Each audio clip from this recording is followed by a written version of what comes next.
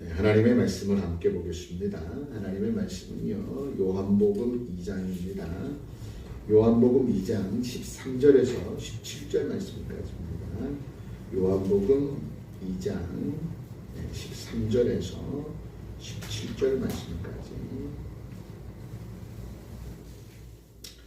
제가 봉독해드리겠습니다.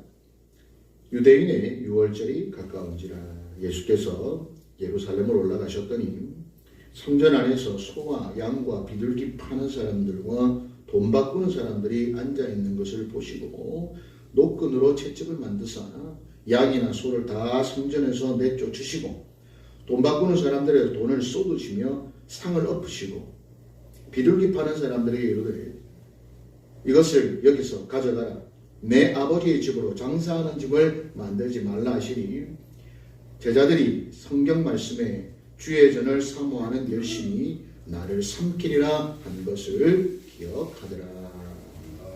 아멘. 제자들이 기억한 이 말씀은요, 시편 69편 9절의 말씀이죠.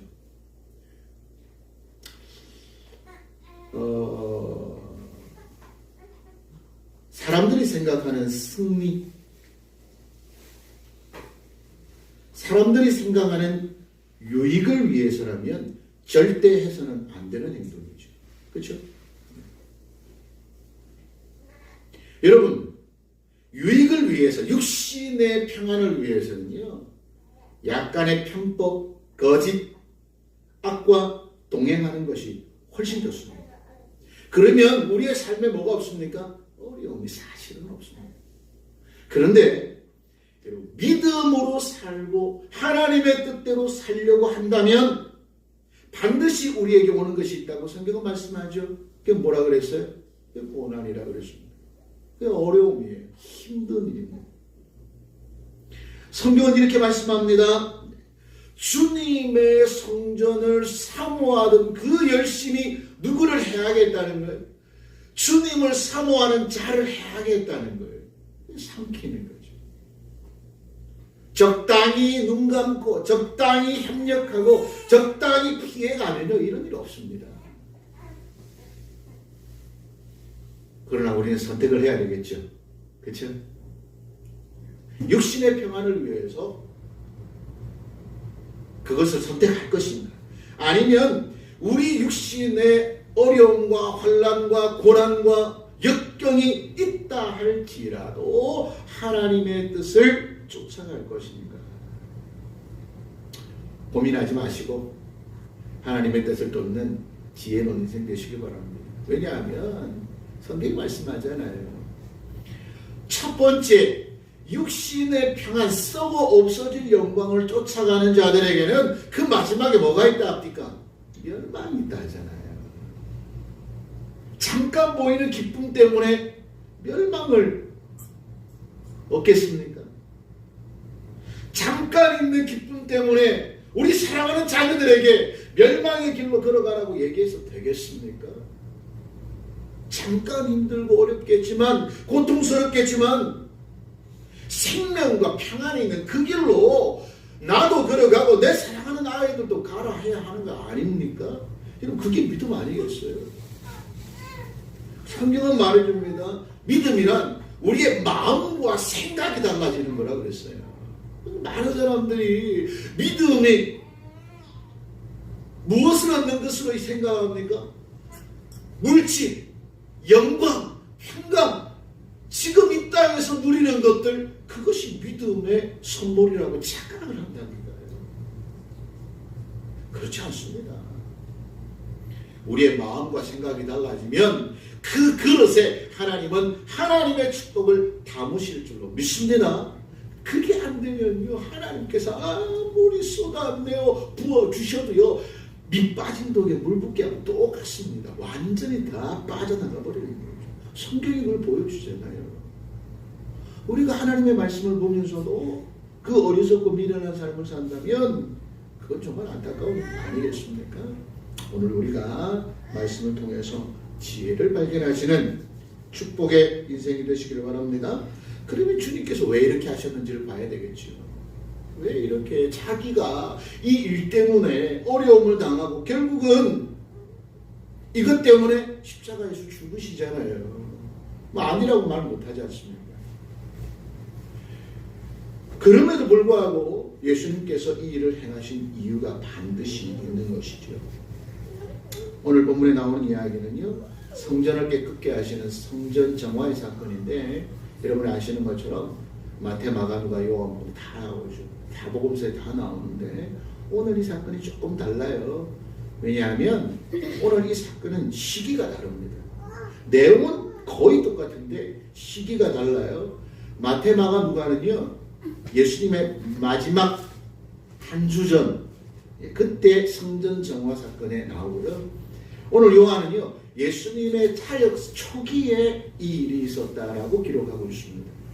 그러면 어떤 학자들은 이것이 아마 잘못된 것일 거다라고 얘기하지만 대부분의 학자들은 그렇게 생각하지 않습니다. 예수님께서 성전 정화 사건을 몇 번 하셨다? 2번 하셨다고 보는 거예요.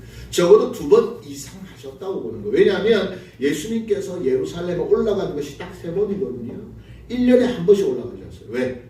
6월절에 유대인들 가운데 신앙심이 깊은 사람들은 6월절이 되면 예루살렘 성전을 찾거든요. 예수님의 부모들도 매년 6월절마다 예루살렘 성전을 찾았고, 누가복음에 보면 예수님의 12살의 기록이 나오잖아요. 그때도 6월절에 예루살렘 성전을 향하여 가셨다가 돌아오실 때 그 일이 일어났던 거거든요.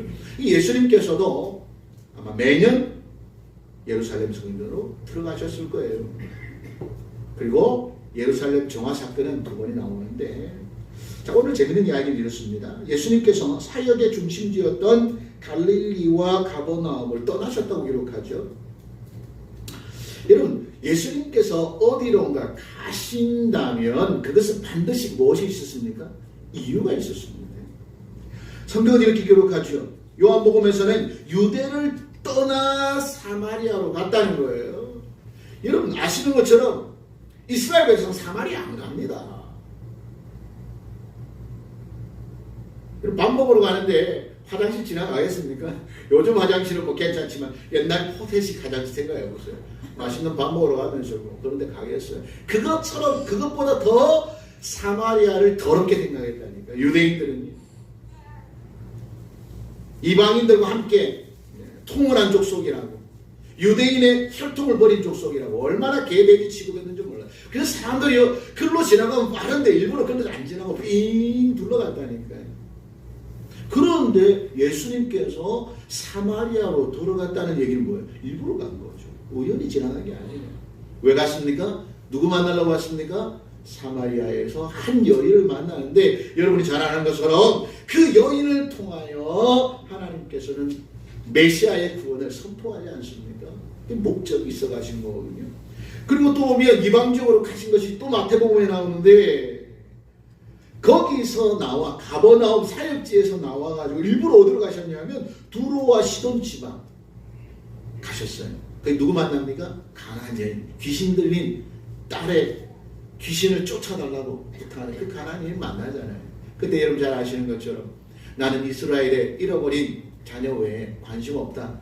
그래서 눈물 흘리면서 주여, 그렇습니다. 나는 개입니다. 부스러기라도 던져 주옵소서.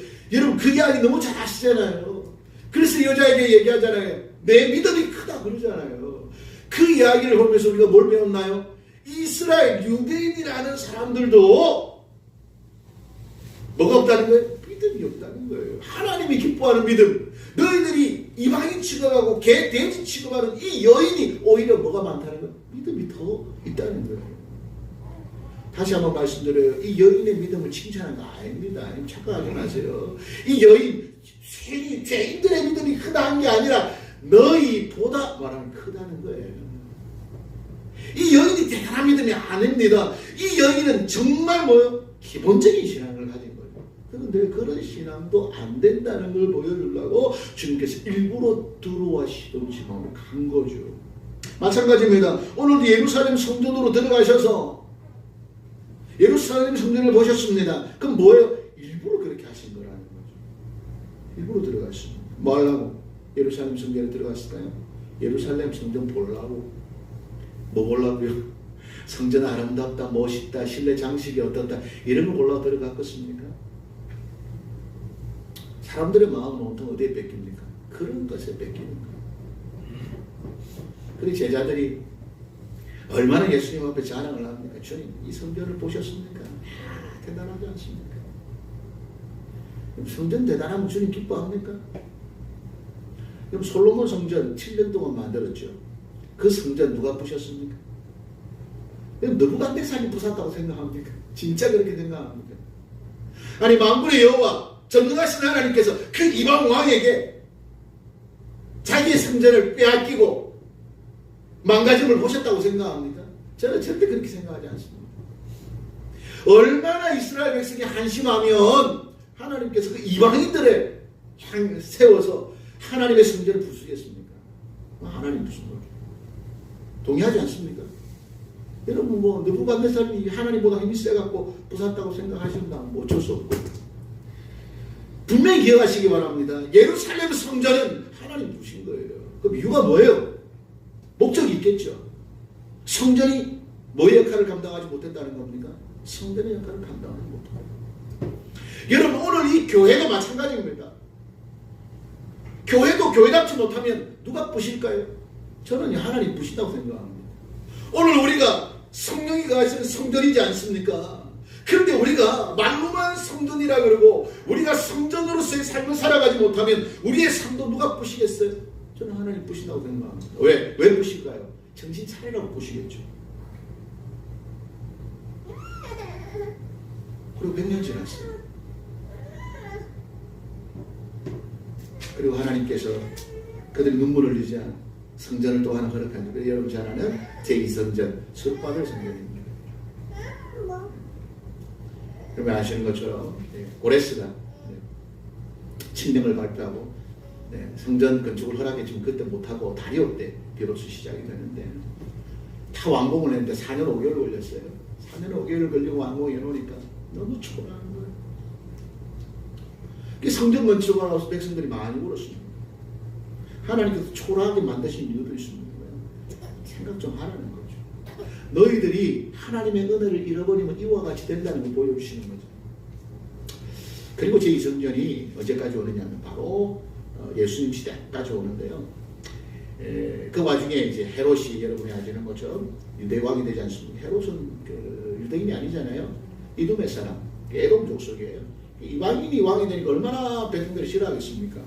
근데 이 헤롯이 로마 형부와 힘을 합쳐가지고 유대인이 왕이 돼서 백성들의 마음을 좀 얻어야 되는데 얻은 방법이 없는 거예요. 근데 가만히 생각해 보니까 이스라엘 백성이 가장 좋아하는 게 뭐예요? 하나님 성전이거든. 그래서 그 성전을 자기가 보수하겠다는 거예요. 그래서 바벨 성전이 부서져가지고 다시 세운 성전이 아닙니다.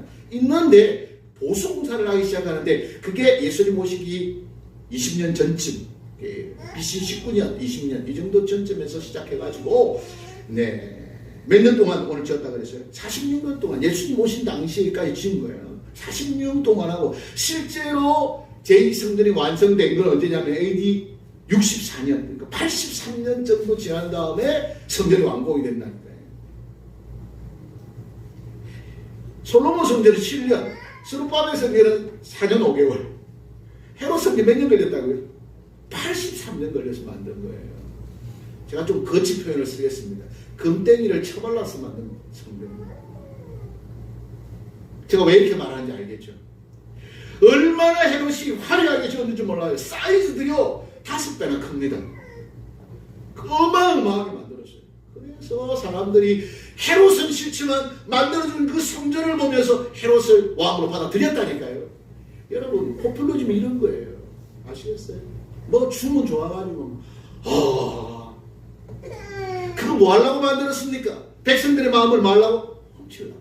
깨달아야 되는데 이건 몰라요. 제자들도 그게 마음 뺏겼죠. 근데 예수님께 보시니까 뭐요? 이 성전은 성전이 아니에요. 그래서 뭐라 그러셨어요? 부셔버리라 그랬죠. 내가 다시 부시겠다 그래. 너희가 세웠으나 내가 다시 부수겠다. 이 말씀 한두 번 한 거 아니지 않습니까? 너희가 세우나 나는 부실 거다. 왜? 너희들이 모르고 깨닫지 못하고 관심 없으니까 나는 그리 할 거다. 그러시면서 다 망가뜨리면 내가 다시 성전을 지을 텐데 3일 만에 성전을 지을 거다. 그 누구를 가르치신 거죠? 본인을 가르친 예수 그리스도의 죽으심과 부활하심 그 얘기입니다. 우리에게 생각하는 바가 크죠. 예수님께서 이 예루살렘 성전 안으로 들어가셨는데 보세요.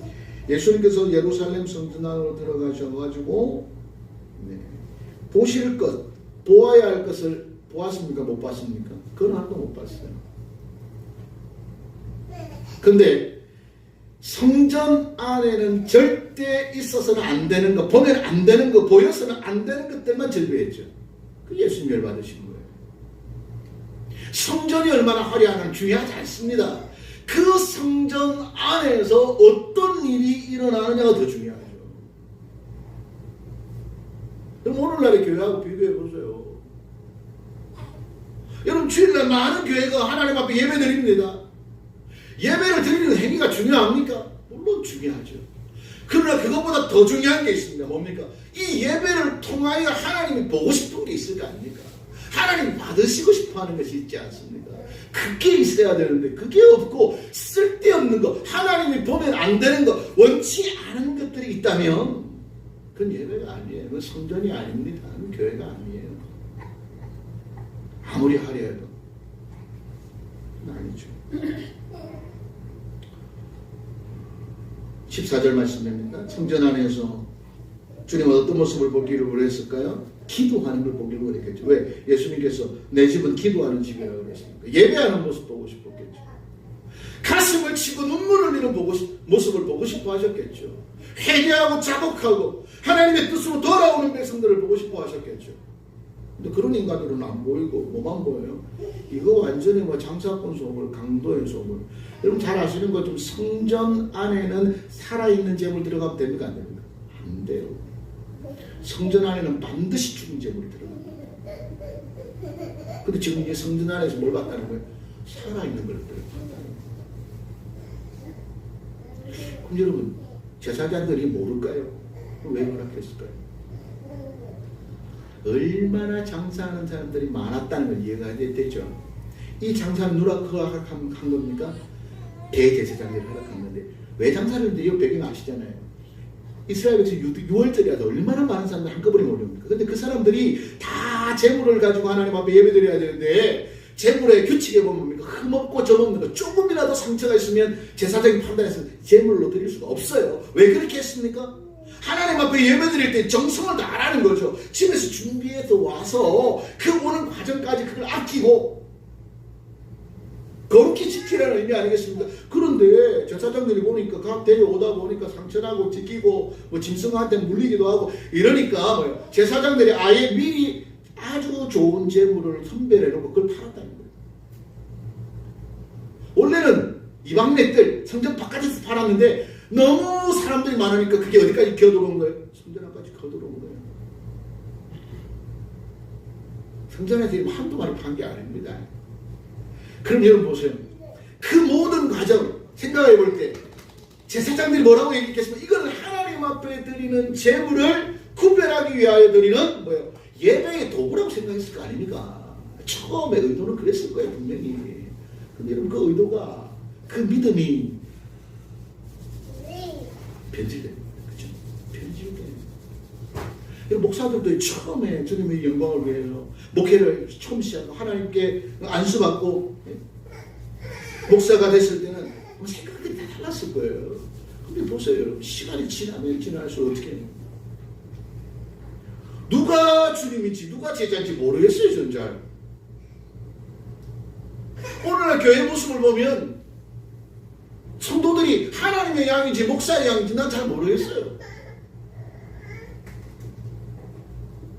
여러분이 정말 하나님을 목자로 생각하는지 목사를 목자로 생각하는지 난 잘 모르겠어요. 보여지는 모습이 그렇습니다. 변질되기 시작하는 거예요.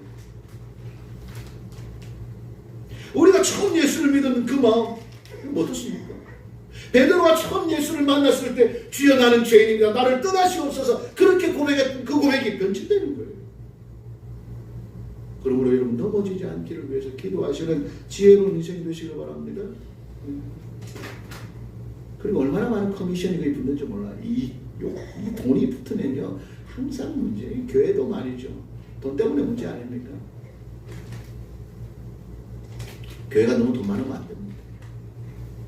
차라리 모자라는 게 좀 더 은혜라고 생각합니다. 그 여러분 돈 바꾸는 거 나오잖아요. 돈 왜 바꿨을까요? 돈 왜 바꿨어요? 성경에 여호와께 드리는 성전세 1년에 우리 반세겔 내는데 성인 남자들만 내요. 20세 이상. 근데 반세겔 우리나라 돈으로 얘기하면 한 20만 원 정도 1년에 한 번 내는 거. 근데 그걸 드릴 때 율법이 만들어졌을 때는 뭐예요? 이스라엘 돈이 있었겠죠. 사용에 그 세겔이거든요. 근데 이제 나라가 망해가지고 로마가 들어오면서 로마 정부도 로마 돈이 된 거예요. 그래서 뭐라고 얘기했냐면 하나님 앞에 드리는 돈은 거룩해야 된다는 거예요. 그래서 옛날 이스라엘이 쓰던 그 세계, 그 돈, 그걸로 내야 된다는 거예요. 그게 거룩하다는 거예요. 웃기고 앉아있죠. 로마 돈 가져오면 안 된다는 거예요. 로마 돈의 형상에는 가이사가 있으니까 그건 안 된다는 거예요. 이 문제를 여러분 다 알죠? 아, 이게 거룩입니까? 그래서 거룩한 예물을 드리기 위해서는 돈을 바꿔야 되고 그 돈을 바꿀 때 그냥 바꿔주는 게 아니고 뭐예요? 환전세를 받았잖아요. 2%에서 4%까지 받았어요. 나쁜 놈들이죠. 4%라니까 별로 얼마 안 되는 거 보입니까? 유대인들 거의 대부분이 왔다니까요. 6월절에 예배 드리려고 성전세 가지고 어마어마한 돈입니다. 그거 처먹으려고 못된 것들이에요. 그 하나님의 영광이 어디 있습니까? 하나님의 백성들 이용해 먹는 거죠. 여러분 그게 거룩한 거예요. 그 돈 바꾸는 게 그게 거룩한 겁니까? 하나님 기뻐하시겠어요? 웃기고 앉아있잖아요. 이런 짓거리를 하고 있으니 어떻게 주님이 안 갈 수가 있겠습니까? 가가지고 소와 양과 비둘기 파는 사람들의 돈을 엎어버리고 노끈으로 채찍을 만들어서 양이나 소는 내쫓고, 그렇죠? 비둘기는 여러분 보세요. 참 예수님이 멋있어요. 소와 양을 내쫓았잖아요. 돈은 어떻게 해요? 확 뿌려버린 게 아니에요. 뿌려버리면 어떻게 해요? 사람들과 다 가져갈 거 아니에요. 그렇지 않죠. 그 자리에 엎었어요. 이러지 말라는 거죠. 예수님은요 개인 재산에 손해를 끼치지 않습니다. 그리고 뭐요? 비둘기는 어떻게 해요? 확 열어가지고 날려버리는 게 아니에요. 비둘기는 어떻게 합니까? 너가 도로 가져가라. 세 장 건드리지도 않습니다. 참 예수님 세밀하시죠. 그러면서 교훈을 주시는 거예요. 뭐라고 교훈을 줍니까? 여기서 이것들을 가져가라. 내 아버지의 집은 기도하는 집이지 장사하는 집이 아니다. 그리고 마테마가 누가에서는 뭐라고 표현합니까? 도둑놈의 소굴을 만들었다는 거예요. 여러분 보세요. 이렇게 예수님께서 사역 전개하셨음에도 불구하고 그게 변합니까? 안 변합니까? 변하지 않아요. 여전히 거짓거리를 하는 거예요. 그러니 예수님 나중에 더 화가 나셔도 이게 강도의 소굴이 아니고 도둑놈의 소굴이 아니면 뭐냐 말이에요. 그것 때문에 예수님 사실 죽습니다. 성전을 사모하던 이 열심이 결국은 예수님을 죽게 만든 것이죠.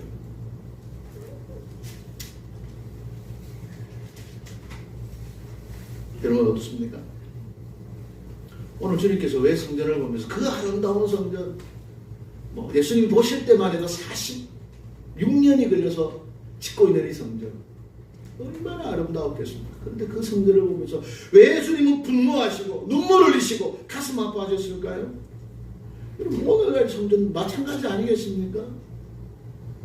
건물이 성전이라 쳐도 그렇습니다. 아무리 십자가가 높이 올라가고 십자가에 금 휘장을 둘러도요 주님 기뻐하지 않는다니까요. 제발 그런 거에 마음 빼앗기지 않으시길 바랍니다. 주님은 초막에서 두세 사람이 모여서 하나님께 진심으로 예배하는 것을 더 기뻐한다 하시지 않습니까? 주님이 초막을 좋아해서 그렇겠습니까? 아, 주님 취향은 화려한 건물이 아니라 초막이구나. 여러분 그렇습니까? 그런 뜻이 아니잖아요. 화려한 건물에서 믿음으로 예배드렸다면 얼마나 하나님이 더 기뻐하셨겠습니까? 그런데 사람들은 어디에만 마음 빼앗깁니까? 그 건물에만 마음 빼앗겼죠. 오늘날의 신앙생활 하는 사람들 보십시오. 종교 행위에, 오해 없이 들으시길 바라요. 종교적 행위에 만족하는 거 아닙니까? 내가 예배드리고, 내가 봉사하고 헌신하고, 예물 드리고, 기타 등등.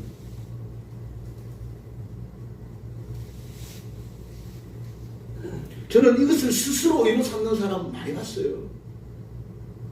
옛날에 어떤 교회에서 사역할 때 목사님하고 담임 목사님하고 저하고 싸웠습니다. 담임 목사하고 부목사하고 싸우는 건 말이 안 되지. 어떻게 싸운지 아세요? 한 사람을 두고 장로로 세워야 되느냐 많아야 되느냐. 저하고 싸웠어요. 저는 절대 안 된다 그랬거든요. 목사님 절대 안 됩니다. 그때 목사님이 그 사람 장로로 세우고 싶어 하는 거예요. 근데 우리 교단법으로도 몇 개월이 모자라. 그럼에도 불구하고 세우겠다는 거예요. 그냥 결사반대했죠. 그래서 그 장로님한테 밑보여가지고 참 많이 힘들었습니다. 결국 장로가 됐는데, 근데 그 담임 목사님 그렇게 결국 얘기하는 거예요. 그 사람은 예수 믿고 난 이후로부터 지금까지 단 한 번도 주일 예배 빠진 적이 없다는 거예요. 11조를 빠뜨린 적이 없어요. 매년마다 특별 헌금을 합니다. 새벽 기도를 빠뜨린 적이 없어요. 예배 시간에 단 한 번도 존 적이 없는 사람이에요. 그만한 장로가 아닙니까? 근데 제가 뭐라 그랬어요? 그 교회에서 보이는 모습이죠. 그 사람 삶을 보셔야 합니다, 목사님. 그 사람이 세상 나가서 어떤 이야기를 듣는지 보셔야 합니다. 가끔 설교 시간에 얘기했죠. 기분 날 겁니다. 세상 사람들은 손가락질 당하는 사람이에요. 사람들 욕합니다.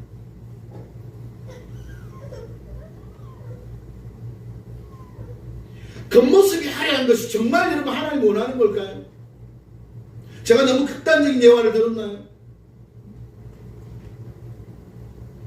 거기에 속지 않으시는 지혜로운 인생이 되시길 바랍니다. 제사장들 길거리 서서 화려한 옷을 입고 손을 들고 거룩한 목소리로 기도하는 것, 주님 그걸 기뻐하지 않더라니까. 오히려 그걸 가정스럽게 여기고, 차라리 골방에서 눈물을 흘리고 가슴을 치며 제대로 말도 못하고 엉엉 우는 그 눈물을 하나님 기뻐한다고 그러지 않아요. 다시 한번 말씀드리지만 그 눈물이, 그 기도가 탁월한 기도, 눈물이 아니잖아요. 차라리 그게 낫다는 거잖아요. 차라리 그게 낫다는 거죠. 그럼 우리는 착각하죠. 오늘 여러분 이 성전의 정화 사건을 통해서 우리 믿음의 모습을 한번 되돌아보시는 지혜가 있으시길 바랍니다. 진짜 하나님이 기뻐하는 게 뭔지, 하나님 뭘 기뻐하는지.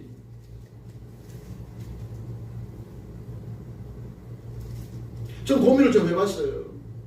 만약 정말 집에서부터 준비해가지고 왔는데 그 짐승이 어쩌다가 잘못 상처가 하나 났어. 그 제물로 하나님 앞에 예배를 드렸어요. 하나님 그 예배를 받으실까 말까? 저 정말 고민 많이 했어요. 여러분 어떻게 생각합니까? 하나님 안 받으실 거예요. 그렇게 아끼고 준비했는데 어쩌다가 보니까 부주의나 실수나 뭐 짐승이 오면 제물을 바꿀 수가 없어요. 그걸 드렸어요. 하나님 받으실까 안 받으실까? 제가 하나님이라면 한번 생각해봤어요. 내가 하나님이라면 어땠을까? 난 받았을까? 왜냐하면 그렇게 말씀한 목적이 있으니까요. 근데 사람들은 어디에만 관심이 있습니까? 거기에만 관심이 있는 거예요. 거룩한 제물이 뭐냐? 여기에만 관심이 있는 거예요. 만약 그것에 관심이 있었다면 제사장들이 미리 구분해놓은 이 짐승을 옛 제물로 드리는 걸 왜 하나님이 싫어하겠습니까? 하나님이 그거 흠없는 거 봐도 구별하는 건데. 여러분 하나님의 진심을 깨닫는 지혜로운 인생이 되시길 바랍니다. 그 뜻을 깨달으셔야 합니다. 하나님이 원하시는 거룩이 뭔지 그걸 깨달아야 합니다. 하나님은 성전을 원한 적이 없잖아요. 하나님은 어디에 계셨습니까? 성막에 계셨어요. 근데 이스라엘 신앙이 언제부터 망가졌나요? 성전을 짓고 난 이후부터 망가졌어요. 여러분 잘 아시잖아요. 왜? 하나님은 성전 안에 가뒀잖아요. 하나님은 온 우주 만물에 계시는 분이 아니라 예루살렘 성전 안에만 계시고 거기 가야만 만나는 분이라고 만들어 버렸잖아요. 그래서 그 성전 넘어서는 뭐야? 이스라엘 백성이 범죄했잖아요. 하나님 안 계신다. 그래서 다윗 보고 그렇게 하지 말라고 그랬는데 잘 말 안 듣잖아요. 다 준비해놓고 하나님께서 그걸 긍휼히 여기시고 지어라 그러시잖아요. 여러분 이런 과정들을 잘 보셔야 합니다. 진짜 우리가 하나님 앞에서 신하고 충성하고 뭔가를 드릴 때 어떤 걸 하나님이 진짜 기뻐 받으시는 건지. 그렇다고 조 목사가 형식을 전부 다 파괴하라 그런 뜻이 아닙니다. 우리가 드려지는 모든 행위와 형식 가운데 그 진심, 하나님이 보시고자 하는 것을 빼앗기거나 잃어버리지 말라는 거예요. 변질되지 말라는 겁니다. 아멘. 오늘 이걸 기억하면서 오늘 주님께서 우리 교회 오신다면 우리 교회에 보고 싶은 것이 있으시겠죠. 그걸 보여드리시길 바랍니다.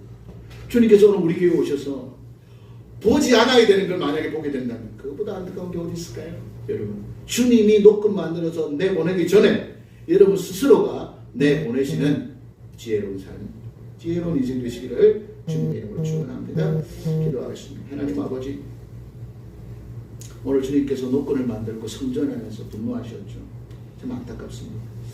예수님처럼 인자하신 분이 이렇게 분노하시는 것은 몇 번 나오지 않는 기록.